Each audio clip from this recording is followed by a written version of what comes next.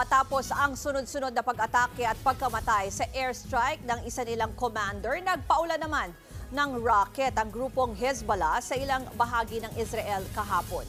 Ang mga Pinoy na naiipit sa Lebanon gusto nang umuwi ng Pilipinas. Nasa frontline ng balitang yan, si Rainiel Pawi. Sa pulsa dashcam ang pagtama ng rocket ng grupong Hezbollah sa residential area na ito sa northern Israel kahapon.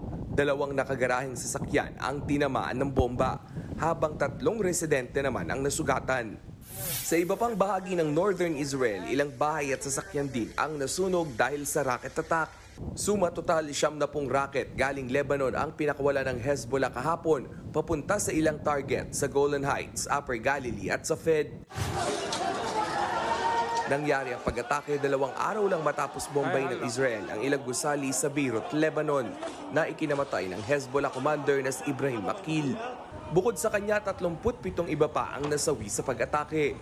Dahil sa patuloy na gulo, wala ng kuryente sa ilang bahagi ng Beirut. Kaya sa telepono na lang nakausap ng News 5 ang OFW at Filipino community leader na si Myra Aragon. Nagkakaroon din kami ng problem sa internet connections ngayon. Parang may bugging din yata. Feeling namin na monitor lahat ang mga internet connections ngayon. Nagiging madalas na rin daw ang mababang paglipad ng jet ng Israel sa Beirut. Medyo natakot kami kasi sobrang mababa yung last Thursday ang daan niya. Yung glass windows, yung glass doors, medyo nag-shake siya. Bukod sa mga airstrike, kaliwat kanan din ang mga pagsabog sa mga lugar na maraming tao. Gaya na lang sa supermarket na ito, normal na namimili ang lahat nang biglang may sumabog sa bag ng isang lalaki. Walkie-talkie pala ang sumabog. Humandusay naman sa kalsada ang lalaking yan na sugatan ng kamay dahil din sa sumabog na walkie-talkie. Higit 30 na raw kabilang ang 2 bata ang nasawi dahil sa mga sumabog na pagers at walkie-talkies. Sa tala ng Department of Foreign Affairs, nasa 11,000 ang Pinoy sa Lebanon, 500 na ang napauwi at nasa 1,000 pa ang nagpahayag ng interes na magbalik bansa. Nasa alert level 3 ngayon ng Lebanon, ibig sabihin umiiral ang voluntary repatriation.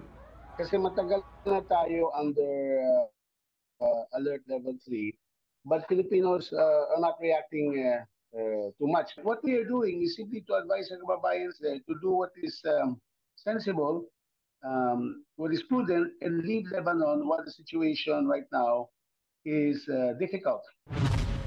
Una nang sinabi ng Philippine Embassy sa Beirut na isa sa mga pangunahing dahilan sa pananatili ng mga Pilipino roon ang magandang kita sa trabaho. Nagbabalita mula sa frontline, Rainiel Pawid, News 5. Mga kapatid, ako po si Ruth Cabal. Maging maalam at may pakialam sa mga may init at rumaratsyadang balita sa Frontline Express.